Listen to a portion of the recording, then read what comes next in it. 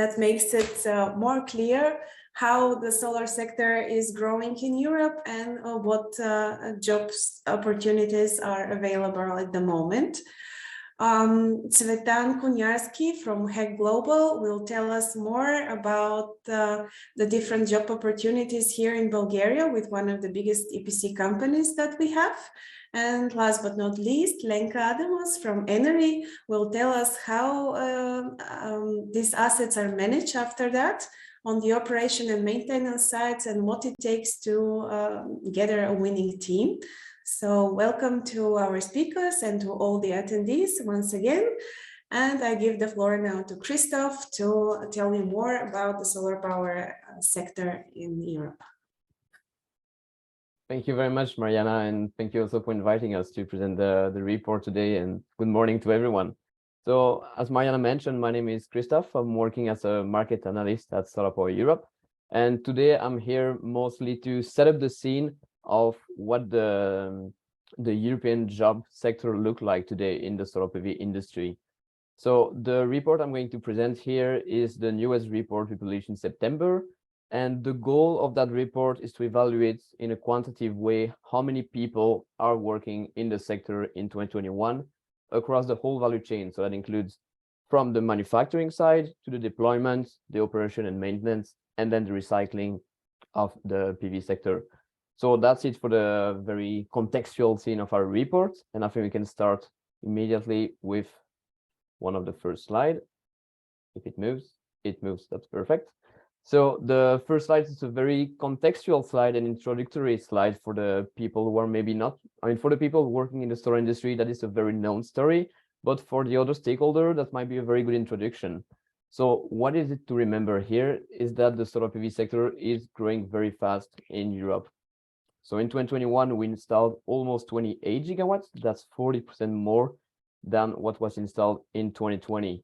And so now that we are almost reaching the end of 2022, we are pretty confident that the market will breach other records, and we don't have published the number yet, but we're expecting the 28 gigawatt to be largely surpassed, mostly because of the current crisis that we're all aware of, the high electricity price, the high gas price, meaning that commercial and residential people are really trying to install solar panel to really cover the price and to shield from the high electricity price.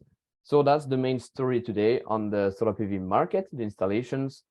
And the second setting, the context setting slide I will have to say regarding solar PV is something that is not very often regarded on the PV. So most of us are pretty aware of the flexibility of the solar technology, meaning that it can be installed on rooftop, it can be installed on land, on water, on agricultural land. But one thing that is not so much talked about is how job friendly the solar PV technology is.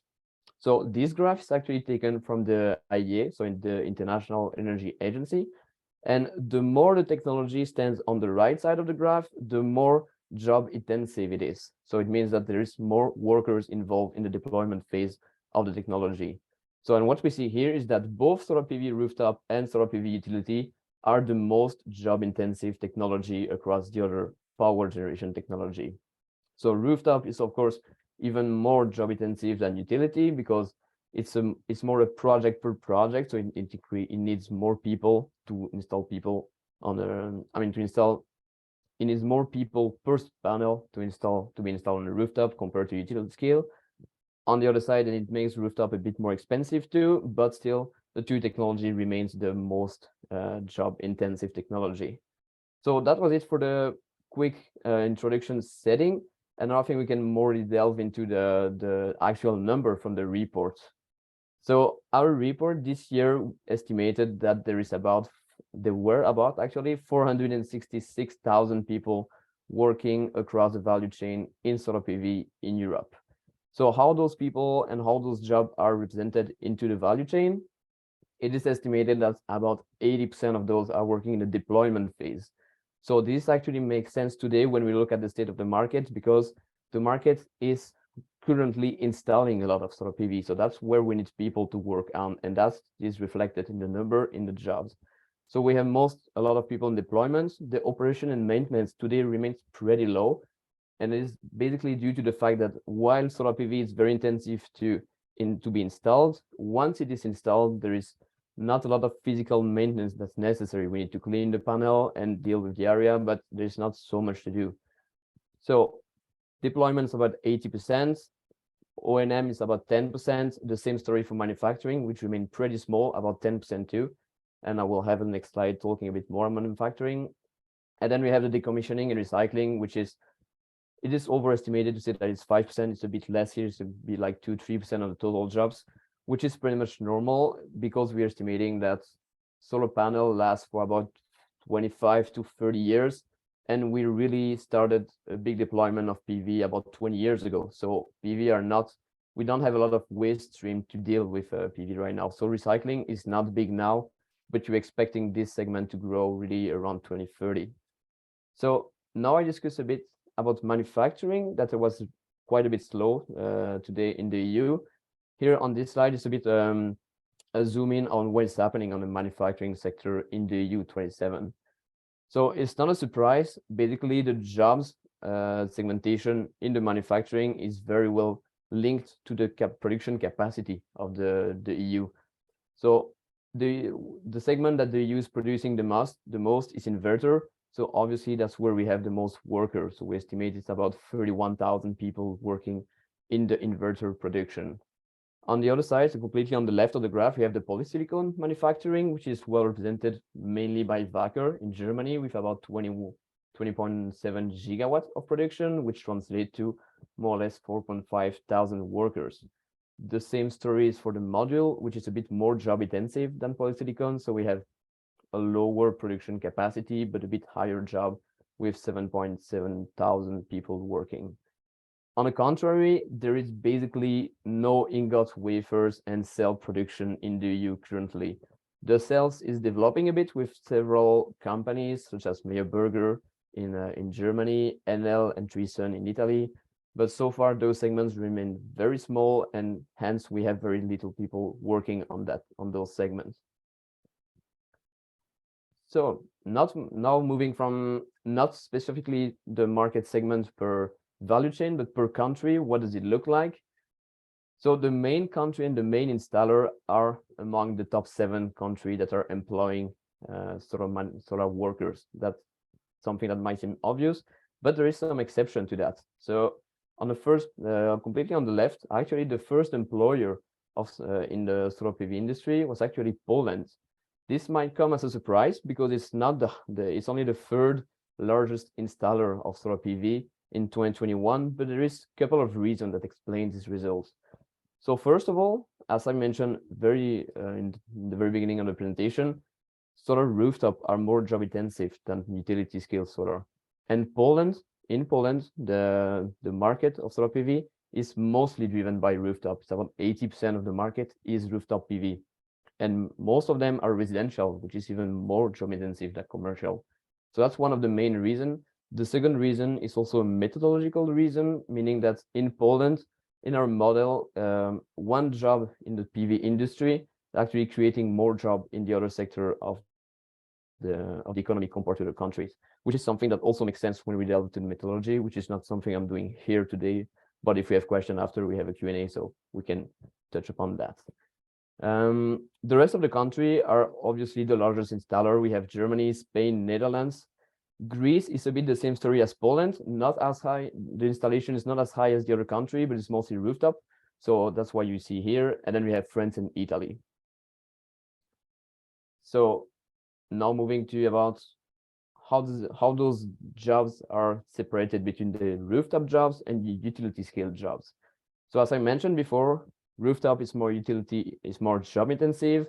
And that's what we see here. So if you see like the bottom line is the EU27 average of how many people are working on the utility scale and how many people are working on the rooftop scale. And what we see is that in Europe, it's about 3/4. So here's 76%. Let's remember 75, it's easier. 75% of people are working on the rooftop segment. And the story is pretty much similar for most of the country.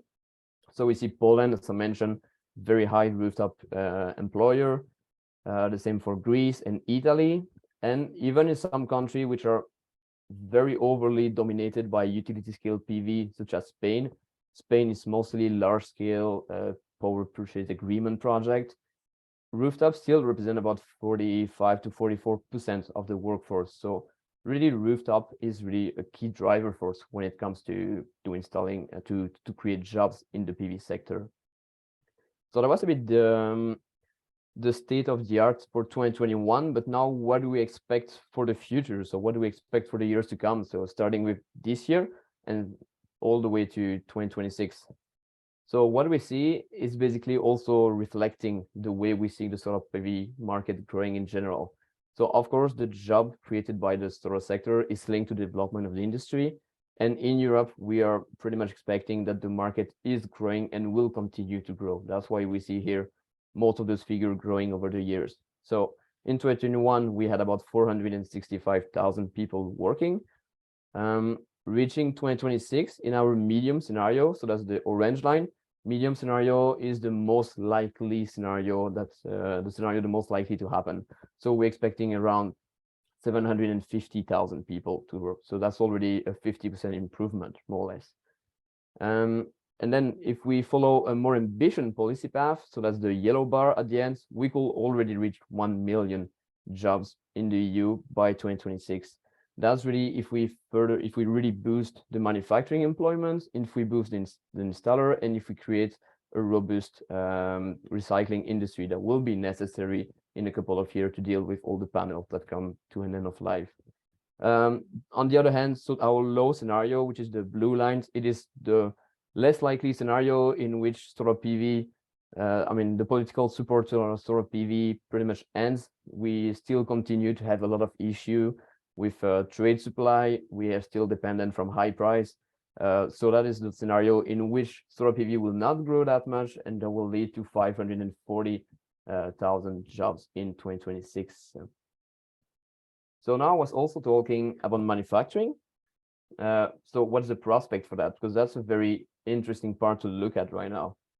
So the way it will evolve in manufacturing job in the EU really depends on how well the new solar industry alliance will develop in the EU. So that was newly proposed by the European Commission with a target of reaching 20 gigawatts of manufacturing capacity across the whole value chain. So having 20 gigawatts of polysilicon, 20 gigawatts of ingots, of wafer, cells, and modules. So depending on how well that works, we could have a scenario in which in 2026, over 100,000 people will be employed on the manufacturing side. And if this deployment does not happen perfectly, we will get a bit lower to 76,000 people and all the way to 64,000 people if this is not so well implemented. So, but manufacturing will be a key player in the future jobs for sure. And then for the other sectors, so we talk a bit on manufacturing. Here you have deployment and O&M. So the deployment job, it's obviously very much linked to the annual installation that is that we have in the European Commission, in the European sector as a whole. So the more you have PV installed, the more you have deployment jobs. So that is a scenario that is very much linked to our scenarios for the solar PV deployment. And currently, so it was about 80% of the people working, so more or less 360,000 people. Following our high scenario in 2026, we will have about 820,000 people working in the industry if the solar market is expecting to grow and to really boost as it is booming this year. On the other hand, as I mentioned in our low scenario, in case political support drops, in case the price remains very high and the market contracts, the market will not really grow that much and will pretty much be stable all around 380,000. But the most likely scenario is really that we'll have pretty much a growth, which is about 37% all the way to 2026.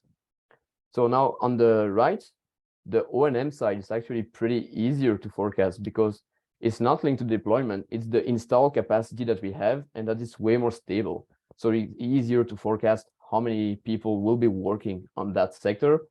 And here, so we're expecting a 2-digit growth all the way to 2026, because even if the market is slightly decreasing, the annual market is decreasing, the cumulative share of the market will increase.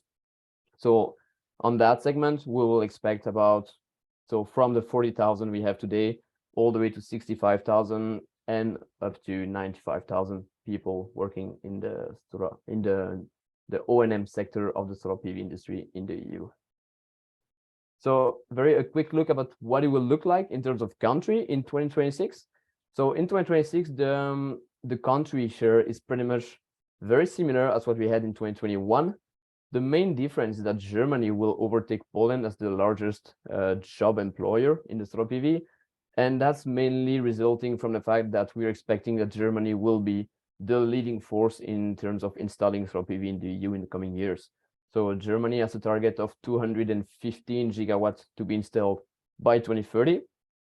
That's the highest target of all EU countries, and they're expecting to install about 20 gigawatts per year starting from 2024. So that's obviously a lot compared to the other country, which makes Germany the first employer by 2026.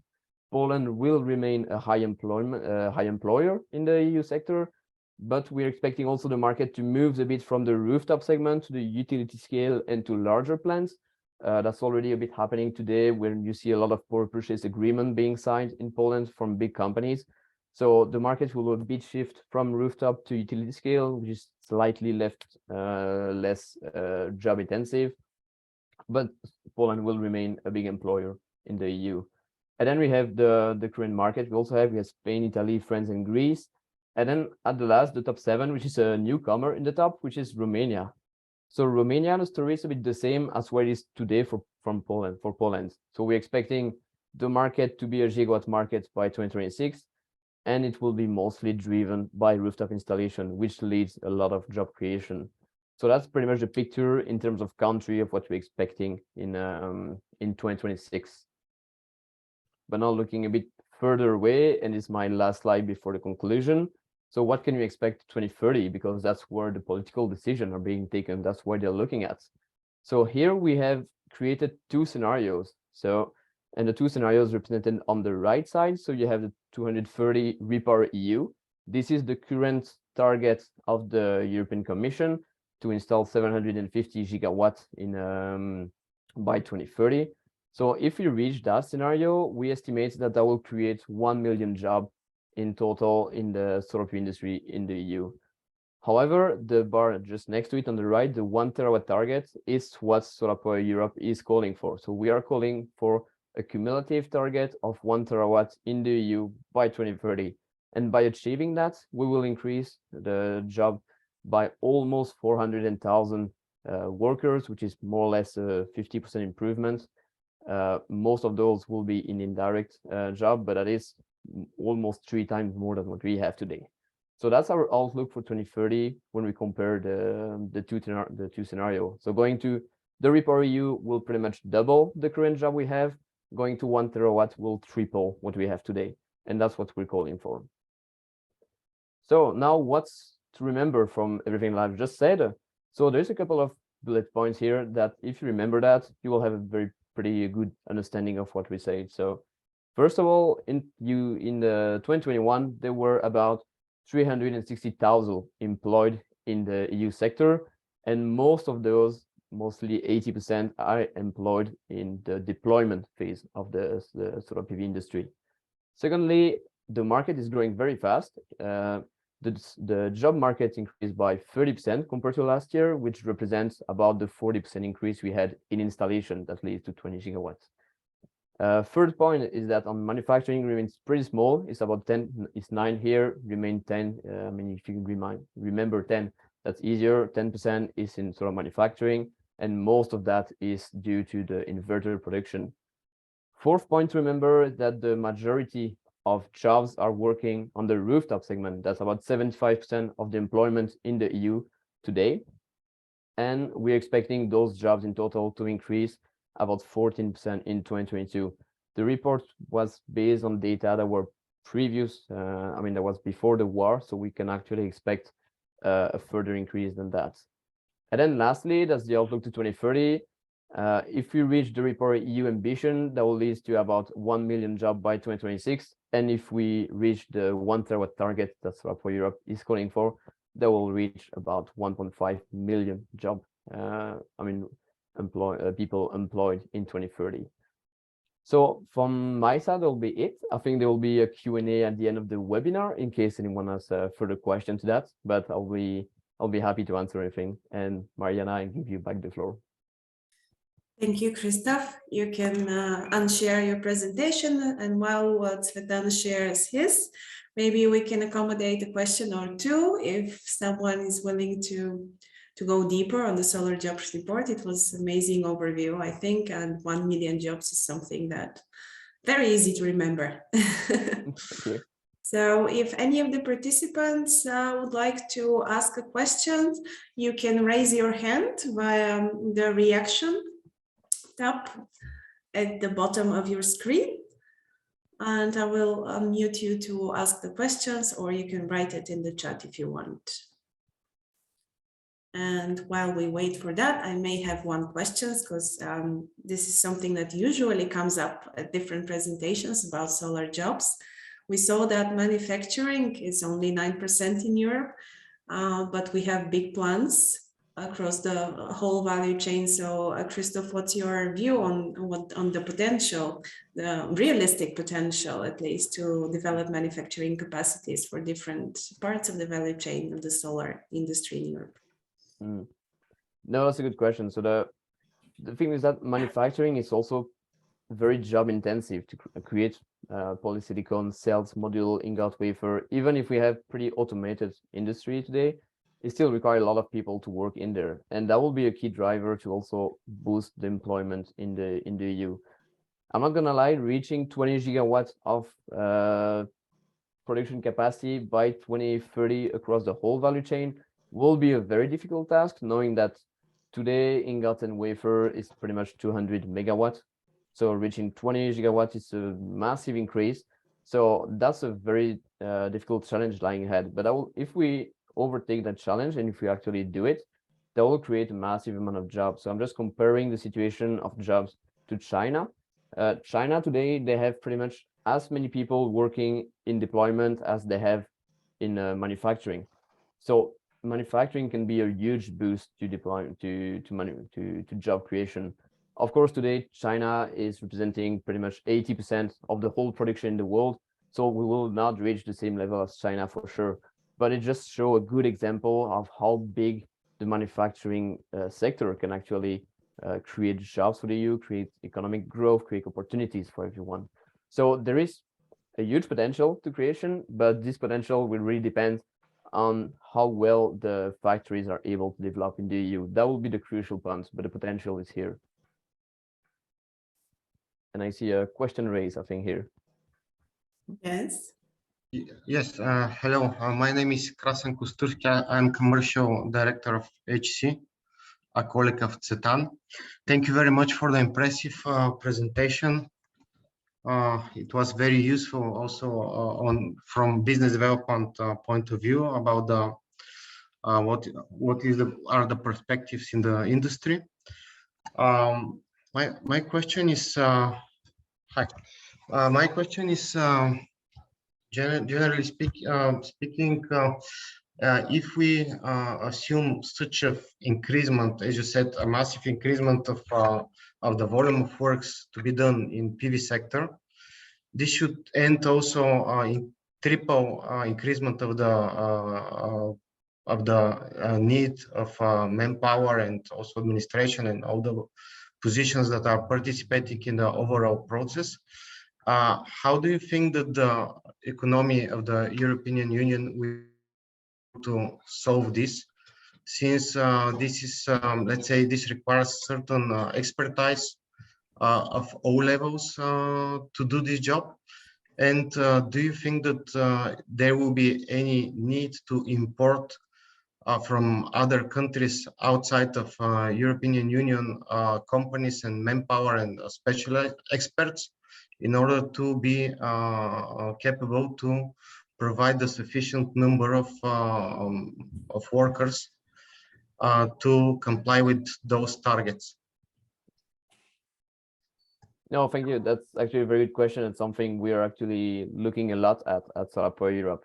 Because when we're talking to a lot of different countries, a lot of different industry, most of them tell us that today the demand for solar power is really high, but the number of people working in the industry actually right now is not, there's not enough people to install everything, so we need to attract workers in the industry.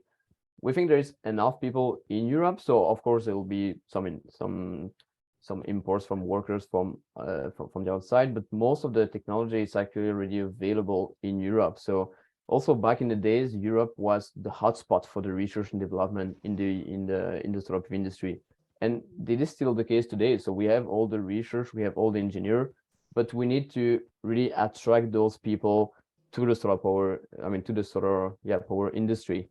That's something we are working on at Solar Europe. We're actually working on a job fair and a job platform to really connect the industry and the workers. We are working with universities also to attract people in to orient their program toward the promising sector, I'll say. So mostly the renewable, not only solar power, but wind power need also to increase a lot. So this is something we're really working on to really attract the people, because we have the number of people, we just need the skill to be implemented. And most of the people actually which will be employed in the deployment is not a high-skilled workforce in the end. What we need a lot in the end is installer, electrician, which are pretty quick formation to some countries. I know that in Austria they didn't start, they start some courses to allow people to transition from one job to being an installer, and it works very well. So that's for the your second question, I think that was. So can we reach that? And the first question was about the EU economy. How can we? I don't remember exactly the first question. So I think it was how well the EU is equipped to cope with that, if I remember.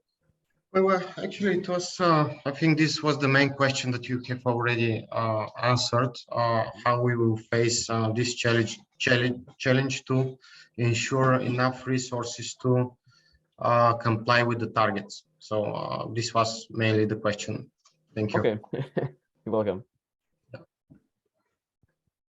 Thank you both. I think it was an excellent transition to our next speaker, Цветан Конярски, who will actually tell us what are the most in-demand skills and competences that are currently very sought after by companies working in the construction sector. So Цветан, the floor is yours. Okay, thank you, Mariana. I would like to thank all of you, first of all, to the organizers for this wonderful event today. I'm very happy to be part of it, because we have a real opportunity to share thoughts and ideas, also good practices, and some important information for concerning the human resources management in our sector.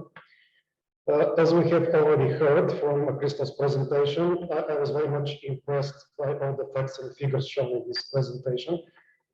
And I'm really, how to say, I'm impressed, but I'm really concerned about our future. I mean, the growing difficulty to find the proper qualified staff, generally speaking. So we all can see the challenges we face them every day, the growing gap between supply and demand on the local markets, and also by the way, we work also locally, but also globally. So we also face similar difficulties abroad. So in my opinion, we have to be ready and prepared for the challenges. And actually, in this presentation, Christop's presentation will help us very, very much be prepared for the future challenges.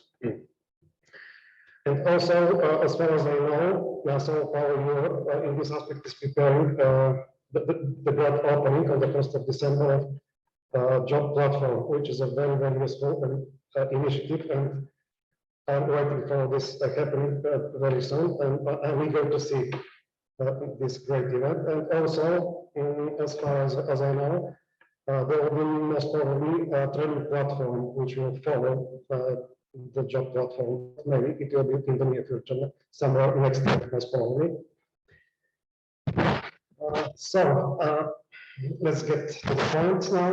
My name is Цветан Конярски, as I have already been introduced, and generally speaking, I'm a dedicated HR professional with more I'm than... sorry to interrupt you, but the sound is not very good. Okay, If you try changing the microphone so we can hear you better. I'm changing the microphone, so I'm sorry sometimes. Is it okay now?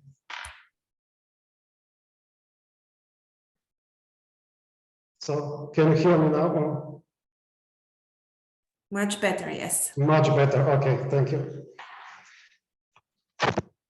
So let me introduce myself. My name is Цветан Конярски, and I'm a dedicated professional in human resources management with more than 15 years of experience in the HR field.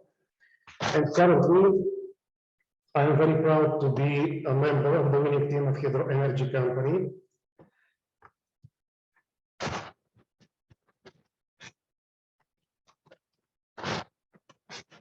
So going to the next slide.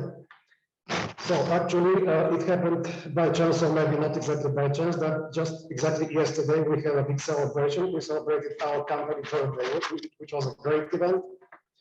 And it is related to the fact that our company was established. It is a long tradition, and it dates back to the year 2006, when Hydro Energy Company was established. And the first focus of activities was predominantly on building and designing and construction of hydropower plants in Bulgaria. We were a major participant in some major projects also with national importance, so to say. Soon after that, in 2010, very briefly, we decided to move forward, and we focused our main activities to solar energy and solar technologies. So the company went through, so to say, a sustainable development period for the next 2 or 3 years, expanding locally and also globally. First of all, within European region, and after that, in the next with individual projects exceeding the capacity of 250 megawatts, somewhere like in our project in Chile. So currently, what I may say that we are among the undisputed leaders on the local and global PV market, with more than 150 projects completed across six continents, and resulting in more than 4 gigawatts installed capacity. So what is our strongest points? First of all, our activities which we perform. First of all, we are experts in designing, also in permitting and licensing, site logistics, but most of all, we're experts in civil works, electrical installation and maintenance, and civil works, and also, I'm sorry, mechanical installation. So let's get to the point. The most important of the process of designing the core process in our company. So first of all, the first step of the first step in defining the right positions the first step in the overall process starts with defining the core process in our company. So first of all, what is our approach in this aspect? First of all, we have to define our core processes like engineering, design, procurement, project management, construction, and testing and commissioning. So the second important step is assigning activities to positions. So designing, this is so to say, designing the best and most appropriate and effective organizational structure, first of all, and assign critical processes to each specific position. And the third important process is assigning skills and competencies to positions. As you know, most probably the skills are set of competencies that individuals gain throughout the training experience. At the same time, competencies are more complex, and they include skills, knowledge, and attitude. So in this aspect, what we plan to do, and we did successfully, is the implementation of our competency model. What does it include? It includes 4 important levels. First of all, personal effectiveness competencies. This is the, so to say, the ground of the pyramid and the basic skills we're expecting our people to have. And why interpersonal skills? Because they are the basics and they are very important for the right communication with the organization, and because of the fact that these are the basic skills which everyone should possess in order to work in a team. So what does they include? You can see on the following slide. So first of all, interpersonal skills.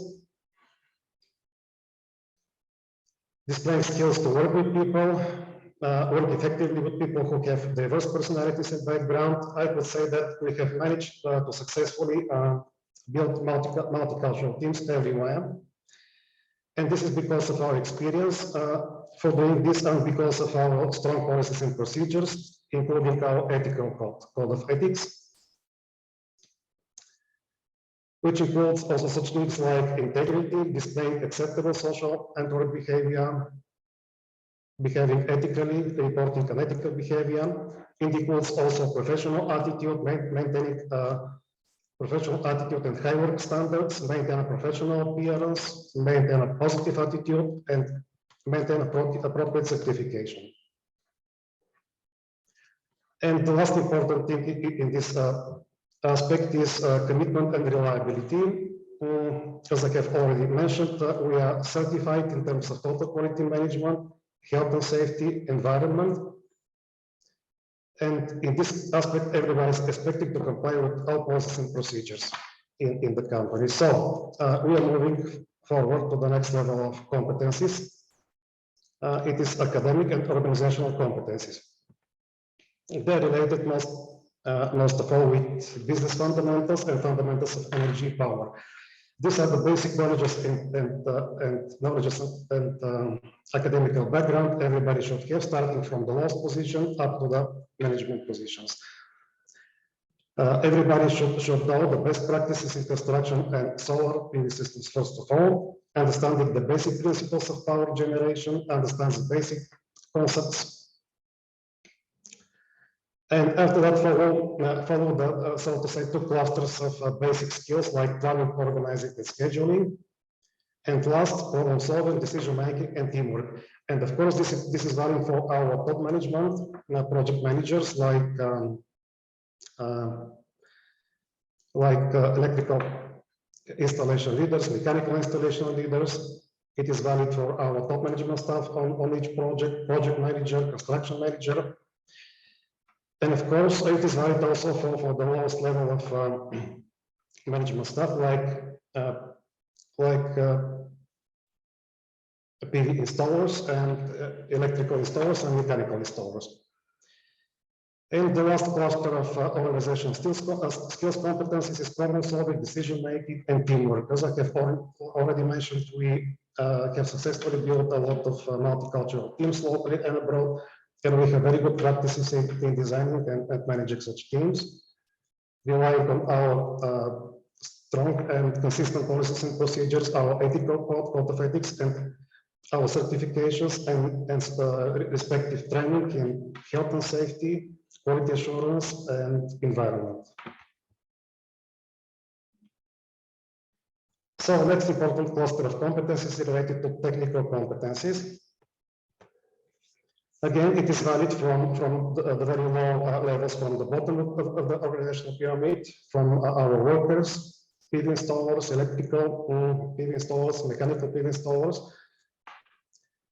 At the same time, it is valid also for the top management positions on each project. And it includes knowledge of technologies and related equipment in solar PV construction, know how to apply the best practices, for which we have special trainings, and have the capability to operate and troubleshoot electrical and mechanical construction operations. So the second important cluster in the field of technical competencies is quality assurance, continuous improvement, health and safety, and environment. As I have already mentioned, it is very, very important for us, and this is one of our strongest points. We give very high standards, and we are qualified and we are certified for the high standards in total quality management, health and safety, and environment standards. And last but not least, since we are present not only locally and also globally, we have to comply strictly with everywhere with local policies, laws, and regulations. So, in this aspect, maybe it will seem that it will be very difficult to find people who are 100% ready with the ready skills and competencies to take each open position. Actually, when hiring our staff, our approach is the following. We have, of course, our standards, our basic required skills, competencies in terms of experience, academic background, qualifications, etc., etc. But we are not expecting from everybody to cover 100% of these requirements. We have a clear and consistent system for analyzing and finding and defining the training needs analysis on a regular basis. We have a strong training programs. And actually, we're expecting from, we're looking for people who are ready to change, who are ready to learn. And after that, everything is a matter of time and proper management practices, which we have already implemented. So last but not least, as we have already discussed, definitely we have to be ready to meet the challenges, and especially we can already see the growing gap between supply and demand on the local labor market and also on international labor market. So in this aspect, as I have already mentioned, the facts and figures shown in Crystal's presentation were very useful for us, and we are, making our best to be prepared for these new challenges. And actually, as I have already mentioned, we are expecting in this aspect also the opening of the first job platform. So actually, these are the main points of my presentation. Of course, it will be difficult there are a lot of specific competencies and skills required for each position. We will not have enough time to discuss each specific skill and competence. That is why I tried to make a general review of our competency model. Of course, if you have any questions, I'm ready to answer at your disposal. Yes, thank you, Цветан. While we do the same procedure with the first speaker, you can unshare your presentations to allow Lenka to share hers. And in the meantime, our participants can raise their hand and ask a question. And if there is no question from the audience, I have one. What are the pain points? So where do you see the biggest problem in filling up positions on the design, installer side, or project management side? And generally, if you are to advise some student now where to choose a specialization on the technical side, what would you advise them? And one third and last question is, what is HEC doing inside internal training, and in general, how many months people can expect to have while upskilling or retraining for the higher standards that the solar industry has?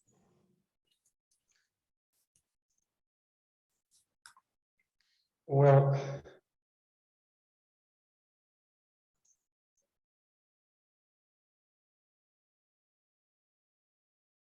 you can start with the pain points, I guess. Okay.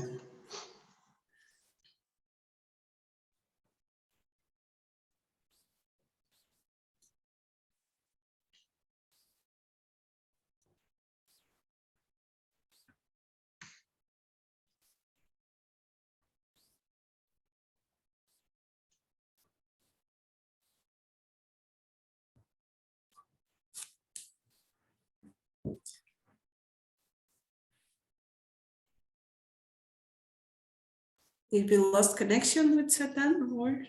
Excuse me, I was not able to hear you. I have some problem. You have a question as far as I can understand. Yeah, my question was related to which positions are harder to fill, for example, for your company. Sorry, I had a problem with my sound. So actually, well, which positions are harder to fill? Actually, what I could say that it's difficult enough to fill top positions, middle positions, and it is very, very difficult also to find qualified people for the lowest level, for solar PV construction workers and electrical installers. It is equally difficult for me. I don't know what the other people think, but this is my experience. It's not easy to find.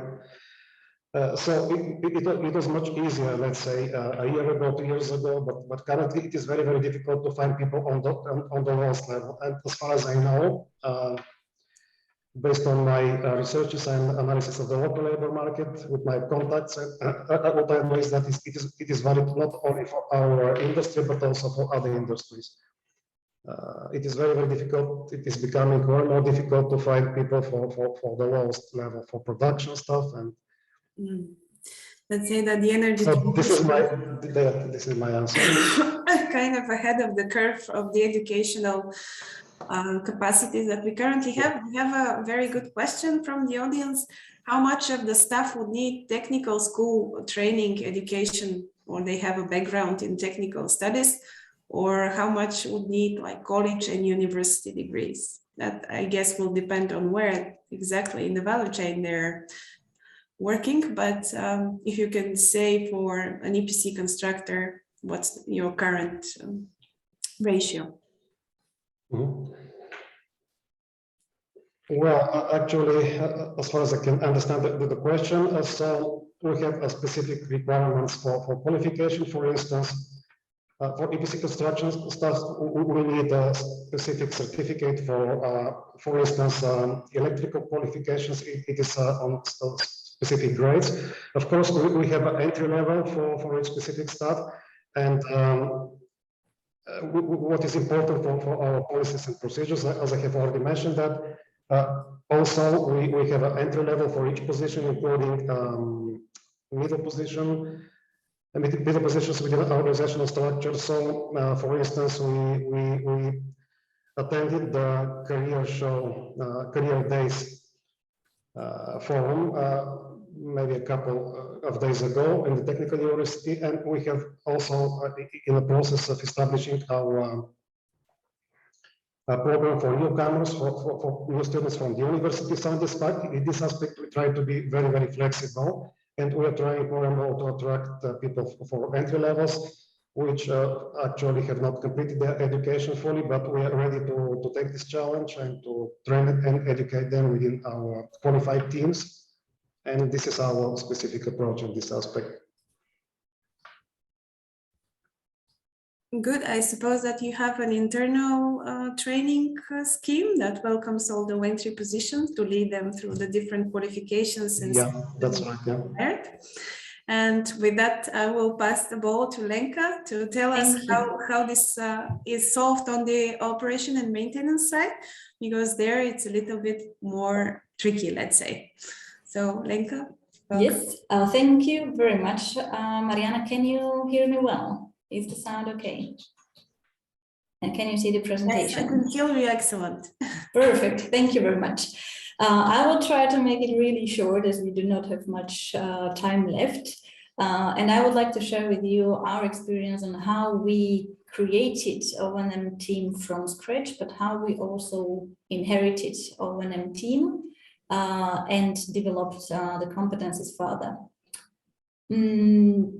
Some of you might know NRE already, but I mean, this is not the purpose to present our company, so I will not do that. I will go directly to our experience of what we have achieved. Christoph mentioned a lot of different jobs than O&M, and actually the O&M, if I remember well, is the little tiny part of all the jobs created. But for us, these jobs are really, really important. Or our O&M team, we value them and we consider them really crucial. Our company owns and operates the power plants. Currently, we have altogether 192 megawatt operational capacity portfolio of solar plants in Europe, and it is in Bulgaria, Czech Republic, and Slovakia.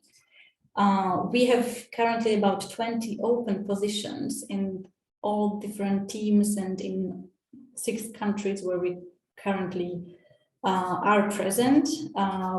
And for the next year, we estimate 60 more open positions.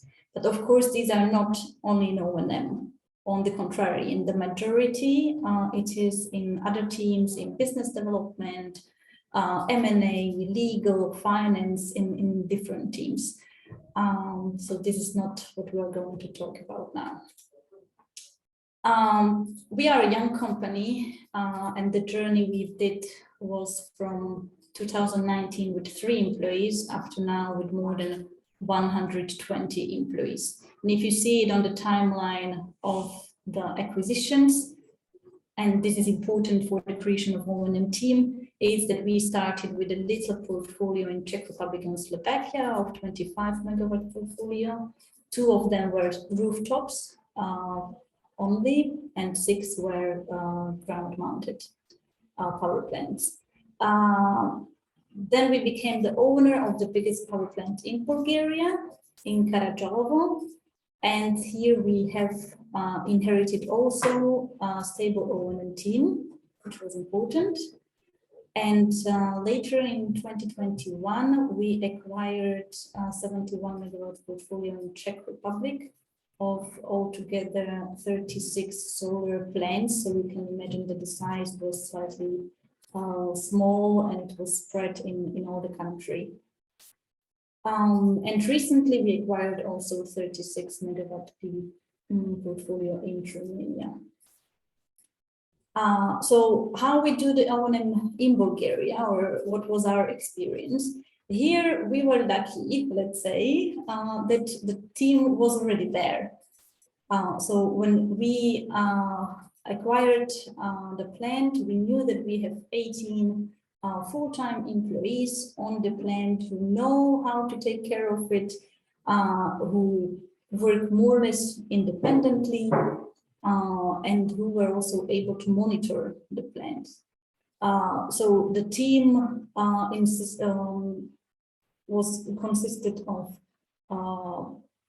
plant manager, technicians, and civil workers. Then we had SCADA operators, and we had 1 employee for health and safety. And all these employees were in charge of 1 large power plant. What happened in the course of 2 years is that we still have the same team, but with the difference that the monitoring team was reorganized, and now they are not only monitoring 1 power plant, but also our other power plants in Czech Republic and Slovakia, because we integrated 1 monitoring system. So we had to really increase not only hardware on our power plants, but especially increase the skills of new monitoring systems of all these employees. And what was also crucial is that these experienced technicians exchanged the experience with our new created team in Czech Republic. So this was also important. And the health and safety professional is not anymore taking care of only 1 plant, but this person is ready and will take care of all the country and the future assets that we will have in Bulgaria.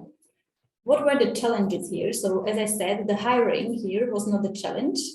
The challenge was to change the new company culture or adapt people in our company culture and mindset. Of course, many people were saying that, oh, we used to do these things this way. So it was sometimes hard to implement changes and processes, but we managed. And I think now the team is really happy.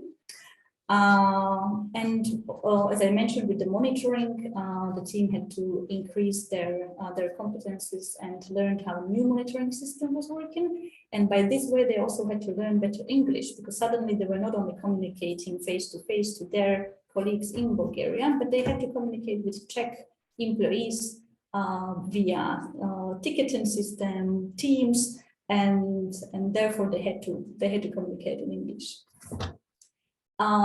So this is how we inherited the O&M team, and we can say that thanks to this, we are now ready to increase it and to also take care of our future bigger operations in Bulgaria, because we started a cooperation of this stable team with also, as Cветan mentioned, we cooperate also with universities and with technical high schools. So we are quite confident, and also in the future we can manage to increase the O&M team and to spread them around the country. The story in Czech Republic and Slovakia was slightly different.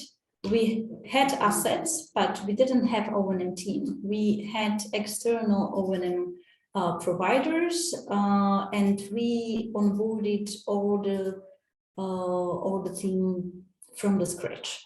So here, of course, the biggest challenge was hiring. It wasn't easy to hire in total 11 professionals to take care of all assets in Czech Republic. We managed, and I think that we did it quite well, because also as a result of this year's satisfaction survey, the Czech O&M employees are some of the happiest in the company, so they're really good team. It was also challenging to establish an effective communication within the team and with the other team, as I mentioned already, with the O&M and monitoring team in Bulgaria.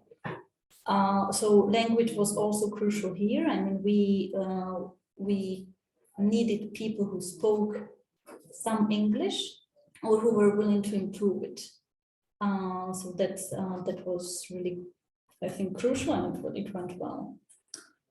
Very important role was the role of O&M manager, who was the first employee, because he was then part of hiring and to selecting the team to match very well with the others. So we really made sure that the team fitted together, and they are now very good friends, I think. And two other roles that might be sometimes overlooked in O&M team was also very crucial for onboarding and integration, and it was the health and safety manager, because she is really working with all the technicians in all the country, and also the O&M assistant, because she's the person who is gluing and who is giving the administrative, partial also HR support to the team.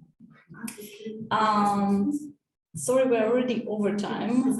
Mariana, you tell me if I can go on or if I should stop here. Yeah, you can go on and finish the presentation. Thank you. Perfect. Sorry, I'm hurrying up. But I think this is quite interesting to share, is that we decided in Czech Republic, even though it's a much smaller country than Bulgaria, to divide the teams in 3 clusters. So we identified in this O&M team 3 people who would be like, I don't want to say like little managers, but who would be the cluster leaders in each of these geographical areas, because it was really tough on a traveling mode and to do the O&M in person in all the plants. So when we divided the teams in 3 little teams, it really helped, and this is the way how we are doing it now, and how we can guarantee the technicians reach the PV plants on time, and the cluster leaders are the responsible ones to reorganize the work in this way. And yeah, I think I will not go in the depth anymore. You can also contact me for more details separately. I would be happy to share this experience. And yeah, I would just maybe end up with a few words that it doesn't matter, I think, if it's the original O&M team that knows the PV plans as even better than their households, or if it's the new O&M team that had to come with and change the work or start a new job totally from the scratch. But I think it's important that the companies like ours glue these teams together so they feel as one team. And I think we managed to do this. The Czech team and Bulgarian team really now know that they work at energy and that our main goal is to produce green energy independently if they're in Bulgaria or Czech Republic. They try to exchange their experiences. We force them and we make them to meet together on the offsite, on workshops together, so that they interchange the experience, and we guarantee that we have the same or we try to have similar standards in all our plans, even though they are different. And I think this is the way how we make ourselves also ready for the future needed generation of O&M technicians, because without them we will not be able to operate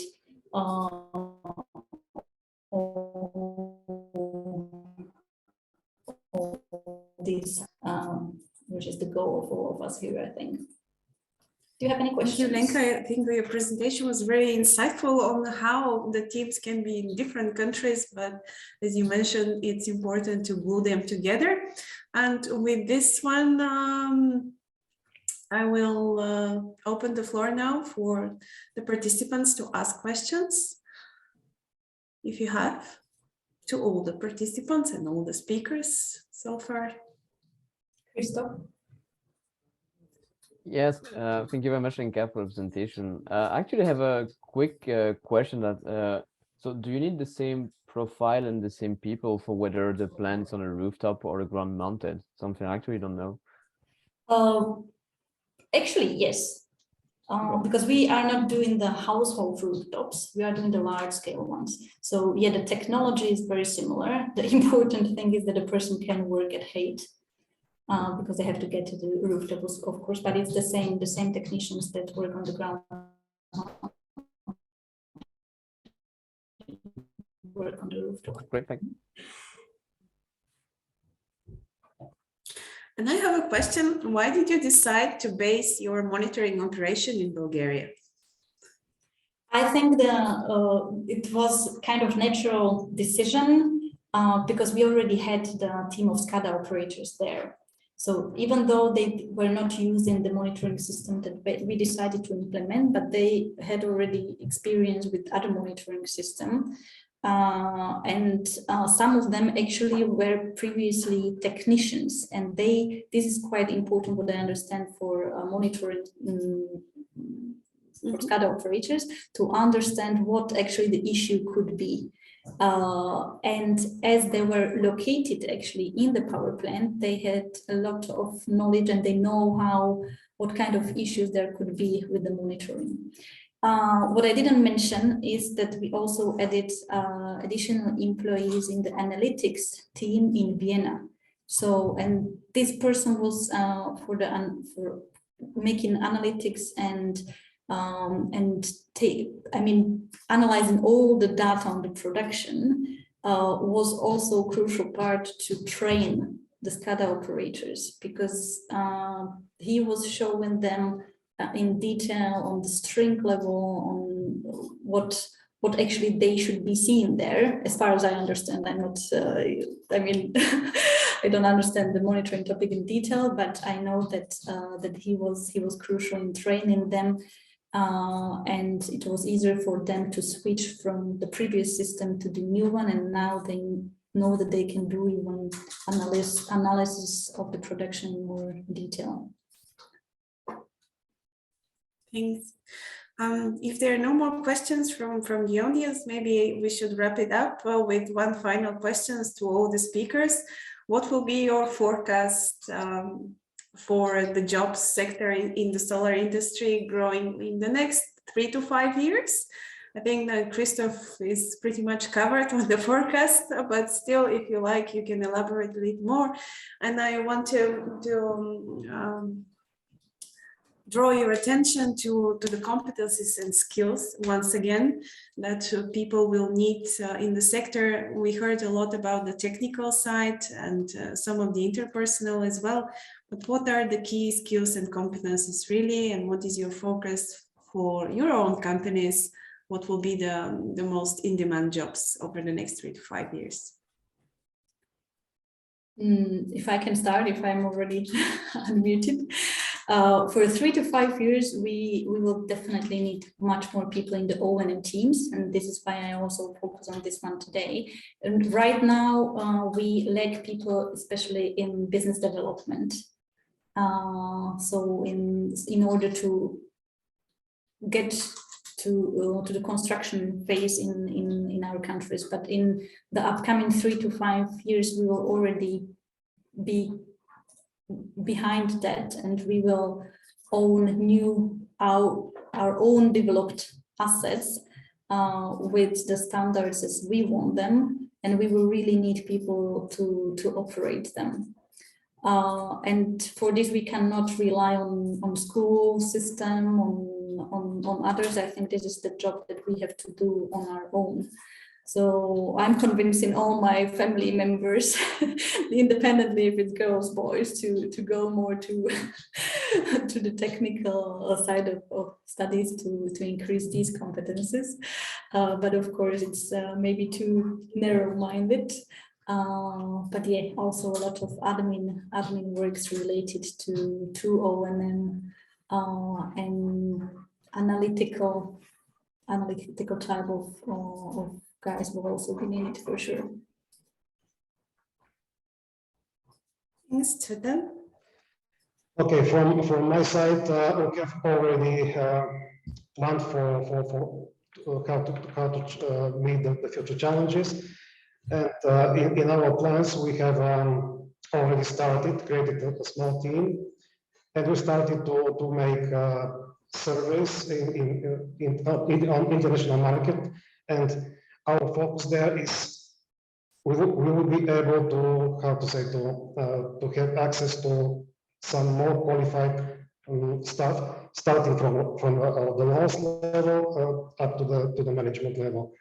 What is the biggest challenge for us is, of course, top level, in terms of, for instance, project managers, construction managers who are ready to take the responsibilities almost immediately, because we have a lot of projects planned. But in this aspect, we are we're doing our best to be more creative, to look for some additional channels for finding and recruiting appropriate staff, which is, of course, our scope is not envisioning only Bulgaria, but also we are looking internationally. So this is our approach, but I'm sure it will be successful, but it will not be easy, definitely. We'll have a lot of competition for sure. And Christoph, last word. So if I can pull out maybe and conclude, so I fully agree what has been said before. So on our side, we're expecting markets and the number of people to work in the industry to grow more or less 10% every year in the next 2, 3, 4, 5 years. And yes, as it's been said, we need people we need all different profiles, but we need a lot of installers, we need a lot of electricians, and we also need a lot of people working, as Lenka mentioned, in business development. We need communication, we need advisor, we need financial. So in all aspects, we need people, and each segment of the PV industry, each segment of the value chain needs its specific kind of people. So that's something we're also reminding the Commission when they try to increase the ambition in the Parliament. We always remind them, don't forget that you need people to do that. It's not just setting a political target for it to be nice. Don't forget you need the people to install that, take some decision, take some we need those people. So that's something I fully agree with that. That will be necessary at all levels. So that will be my conclusion. That's an excellent conclusion, actually. And I will use it to wrap up the webinar and just tell everyone that attended it today that we need all kinds of competencies and skills, not only technically trained, but do advise your relatives and friends that technical competencies are good to acquire in the solar sector, and they're not so hard to acquire, actually, especially on the business development side. I can testify to that because I do not have a background in the technical university. But over the years of professional training, let's say, I've acquired enough to understand technical documentation and do a successful job in business development.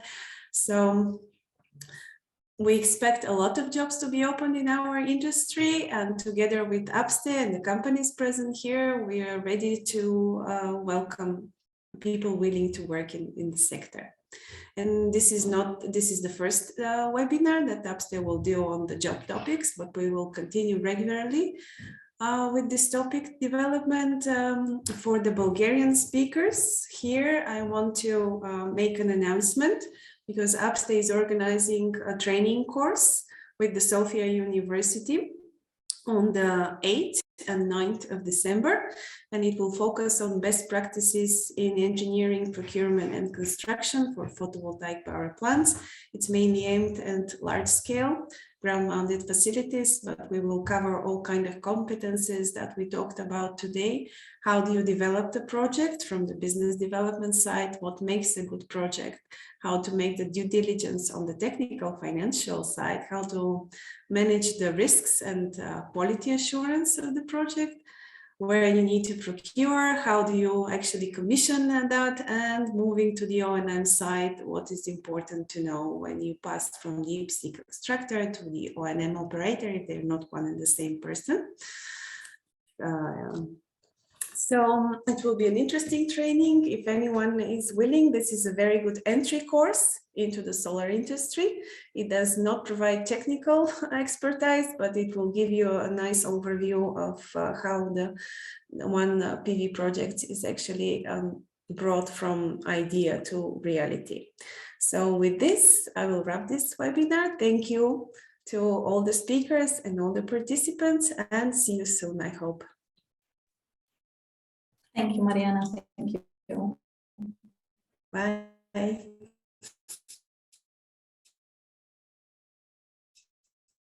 Thank you very much, everyone. Thank you. Bye.